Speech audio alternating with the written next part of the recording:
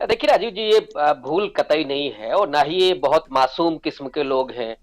और ऐसा भी नहीं है कि किसी ने चलते चलते ये सब कर दिया हो। एक मुख्यमंत्री ट्वीट कर रहा है, अमित मालवीय जो आईटी के प्रमुख हैं, उन्होंने ट्वीट किया है।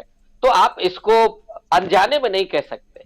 असल में सैकड़ों करोड़ रुपए लगा करके जिस राहुल गांधी को इमेज को खराब किया गया था, जनता के बीच में उतर करके, सड़क पर उतर करके राहुल गांधी ने जिस तरह से लोगों के बीच में अपनी उस पहुंच को कायम किया है और उसके जरिए लोगों को समझने की कोशिश की है। सच्चाई यह है कि लोग राहुल गांधी को समझ रहे हैं।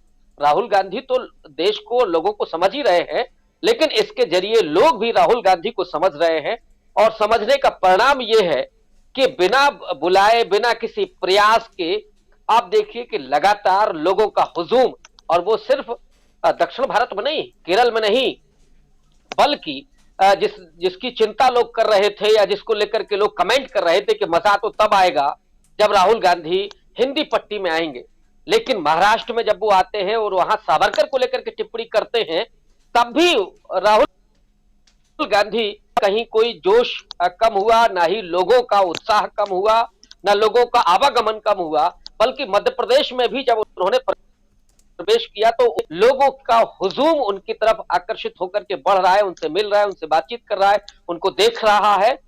तो ये जो इमेज जो खराब थी, वो आज राहुल गांधी अपनी इस पदयात्रा के जरिए, जिसको मैं बार बार साहसिक पदयात्रा कहता हूं और ऐतिहासिक पदयात्रा, मैंने ये भी कहा था एक दिन कि हम लोगों ने नहीं देखा गांधी की यात्रा को, बाबा साहब अंबेडकर के महान आंदोलन को, या बीच में जो और यात्राएं हुई, सुनील दत्त ने भी यात्रा की, चंद्रशेखर ने भी यात्रा की, लेकिन ये जो यात्रा हम लोग देख रहे हैं पूरा दक्षिण से लेकर के उत्तर तक भारत को जोड़ने की, ये वास्तव में बहुत आश्चर्यजनक है लोगों के लिए। और राहुल गांधी का इस देश के प्रति जो मर्म है, जो जुड़ाव है, उसको भी लोग देख रहे हैं और इसी कारण लोग लगातार उनकी तरफ जुड़ रहे हैं। तो भारतीय जनता पार्टी बौखला गई है। आपने शुरू में ही देखा था कि कभी टी शर्ट को लेकर के हमले हुए, फिर किसी एक छोटी सी बच्ची को लेकर के संबित पात्रा ने जो हमला किया, वो कितना दुर्भाग्यपूर्ण और आश्चर्यजनक था। फिर एक भांजी के साथ उनके फोटो को ट्वीट करते हुए क्या क्या कहा गया। तो मुझे लगता है कि वो अपनी मानसिकता को प्रदर्शित करते हैं। लेकिन आज जो डॉक्टर वीडियो आया, ये मुझे लगता है कि बहुत सोची समझी साजिश का हिस्सा है, क्योंकि पाकिस्तान को लेकर के जिस तरह का पूरे भारतीय जनमानस में जो बनाया गया है, और है भी कि पाकिस्तान हमारा सबसे बड़ा दुश्मन है। हम तीन तीन चार चार युद्ध उसके साथ लड़ चुके हैं, बहुत नुकसान भी भारत ने उठाया है, लेकिन वो बात अलग है कि दो टुकड़े भी किए इसी देश ने पाकिस्तान के। तो उस पाकिस्तान को लेकर के लोगों के मन में जो सोच है, उसको कैश कराने के लिए आपने डॉक्टर वीडियो डाला। और इतना ही नहीं, ये मैं कह रहा हूं कि ये सोची समझी इसलिए है कि जेएनयू को बदनाम करने के पीछे भी यही वो नारे थे जिनको लगाया गया, और आज तक ये नहीं पता चला कि नारे लगाने वाले कौन थे, या इसमें भी कैसे पता चलेगा। वो तो सरेआम दिख रहा है कि डॉक्टर वीडियो है। तो मैं समझता हूं कि ये भारतीय जनता पार्टी की बौखलाहट है कि राहुल गांधी की इस पदयात्रा को और लोगों के साथ जुड़ने का उनके पास जवाब नहीं है। उनके पास नीतियां ऐसी नहीं है कि जो लोग उनकी तरफ आकर्षित हो। केवल एक सांप्रदायिक उन्माद और नफरत और घृणा की राजनीति के जरिए कब तक लोग आपके साथ जुड़ेंगे, कब तक लोगों के साथ आप झूठ बोल करके उनको ठगते रहेंगे।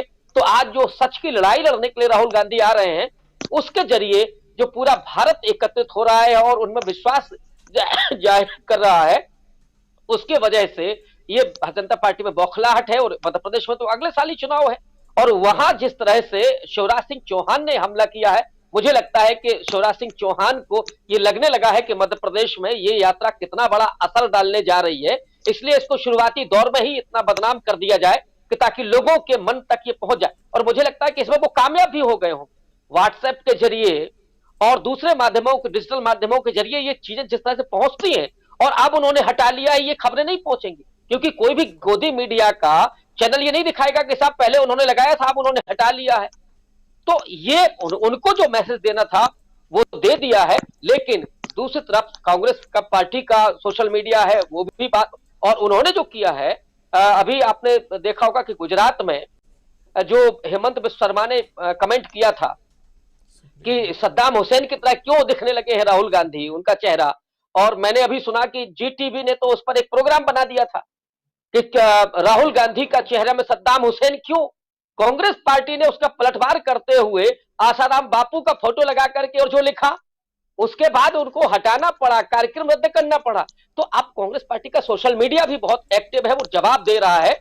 और जयराम रमेश ने जो बात कही कि वो कानूनी कार्रवाई करेंगे, और इसके बाद मुझे लगता है कि बैकफुट पर उनको आना पड़ेगा, और ये कम से कम कांग्रेस पार्टी इस बात को जज तक पहुंचाएगी कि साहब ये डॉक्टर्ड वीडियो था, ये झूठा था, और फिर उसका प्रभाव दिखेगा। जैसे पहले कांग्रेस करती थी, वो जवाब नहीं देती थी, और अब तो सोशल मीडिया का प्लेटफॉर्म है जहां पे चीजें बहुत दुरुस्त हो रही हैं। लेकिन मैं समझता हूं कि कांग्रेस की और बीजेपी और आरएसएस के मन में बार बार पाकिस्तान क्यों आता है, बड़ा प्रेम दिखाई पड़ता है। और मुझे याद आता है कि आजादी के पहले जब कांग्रेस ने इस्तीफा दिया था, तो उस समय सिंध में, नॉर्थ वेस्ट फ्रंटियर में और बंगाल में मुस्लिम लीग ने हिंदू महासभा के साथ मिलकर के सरकारें बनाई थी। तो ये याराना पुराना है, इसलिए बार बार उनको शायद वो पाकिस्तान याद आता है, और उसके जरिए ही वो राजनीति करने की कोशिश करते हैं, बजाय इसके कि आप देश के लोगों का भविष्य बनाएं, नौजवानों को नौकरियां दें, रोजगार दें, महंगाई कम करें, आप ऐसी आर्थिक नीतियां बनाएं। लेकिन इस पर काम करने के बजाय बीजेपी जो लांछित करके और